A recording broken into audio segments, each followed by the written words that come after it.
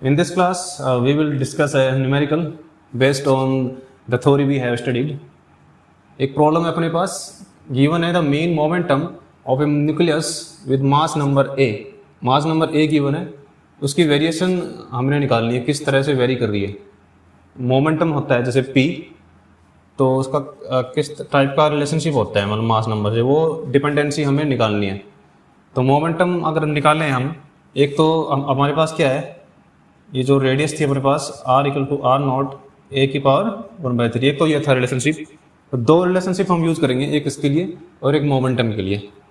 तो मोमेंटम का कहाँ से आएगा, अगर रिलेशनशिप अगर मैं सोचूं अंदर से, एक तो अपने पास मास नंबर है, तो ये देखो किसके साथ कर रही है एसोसिएट, रेडियस. तो रेडियस किसके साथ होती है एसोसिएटेड, ये मतलब क्या सिग्निफाई कर रही है, radius is the size of my nucleus. तो साइज को सिग्निफाई कर रही है. तो साइज को और मोमेंटम को मुझे ऐसा सोचना है, ऐसा कौन सा रिलेशनशिप है जो एक साइज और एक मोमेंटम को आपस में एसोसिएट करके रखा हो, ऐसा रिलेशनशिप सोचना है. So if you can think, you can come to the point that it is the Heisenberg's uncertainty principle. उसमें क्योंकि क्या होता है, delta x into delta p is greater than equal to H bar by 2. तो this is your uncertainty principle. यहाँ पे क्या है, डेल्टा इज द साइज. तो जैसे radius will determine the size of my nucleus. उसमें क्या होगा फिर, अगर साइज निकालना है तो उसका डायमीटर होता है एक्चुअली, तो ये क्या हो जाएगा, ट्वाइस हो जाएगा 2r, और डेल्टा पी निकलेगा, डेल्टा पी यहाँ से फिर निकल आएगा.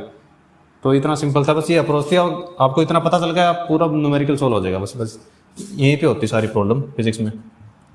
तो इसमें क्या है, डेल्टा एक्स जो है, डेल्टा एक्स क्या बन जाएगा फिर, वो 2r है क्योंकि डायमीटर है ना वो, तो ट्वाइस हो जाएगा. और फिर यहाँ पे अगर मैं पुट करूँगा डेल्टा एक्स की वैल्यू, तो ये क्या बनेगा, 2r times delta p greater than equal to H bar by 2. तो इन्होंने पूछा है मीन मोमेंटम. तो मीन मोमेंटम को हम मान सकते हैं इसके इक्वल. जो मीन मोमेंटम है उसको बोल लेते हैं p. तो अप्रॉक्सीमेटली डेल्टा p के इक्वल मान सकते हैं हम. अगर मिनिमम अनसर्टेनिटी की बात करें तो इसके इक्वल हो जाएगा. तो यहाँ पे डेल्टा p क्या आएगा, आर को इस तरफ लेके जाऊंगा तो रेसिप्रोकल में हो जाएगा. तो delta P will be inversely proportional to R. तो यहाँ पे क्या हो जाएगा, it will inversely proportional to R, क्योंकि बाकी तो कांस्टेंट ही है, इनको तो आप इग्नोर कर सकते हो. और आर का जो रिलेशनशिप था, आर का मेरे पास ऑलरेडी है. आर यहाँ पे क्या कर रही है, डिपेंडिंग ऑन ए एज 1/3. तो यहाँ पे क्या है, यहाँ पे पुट करूंगा a की पावर 1/3, ऊपर जाएगा फिर क्या बनेगा, a की पावर -1/3. तो इसका मतलब the right option will be C1, ये बन जाएगा. तो ये एक छोटा सा न्यूमेरिकल था. अगर सेकेंडली थोड़ा बहुत इसमें मॉडिफिकेशन कर दिया जाए, वो पूछ ले कि एनर्जी की डिपेंडेंसी क्या रहेगी. तो एनर्जी की आप सोचो कैसे निकलेगी, मोमेंटम पता है तो एनर्जी का मोमेंटम से अब देखो रिलेशनशिप क्या होता है. उसके बाद तो पता ही आपको, सिंपल सा एक रिलेशन है, p²/2m. तो यहाँ पे क्या है, एनर्जी की निकालनी है ना. तो एनर्जी में यहाँ पे क्या हो रहा है, एनर्जी मोमेंटम पे कैसे डिपेंड कर रही है, as a square of momentum. और मोमेंटम ए पे कैसे डिपेंड कर रहा है, पावर ऑफ -1/3 a.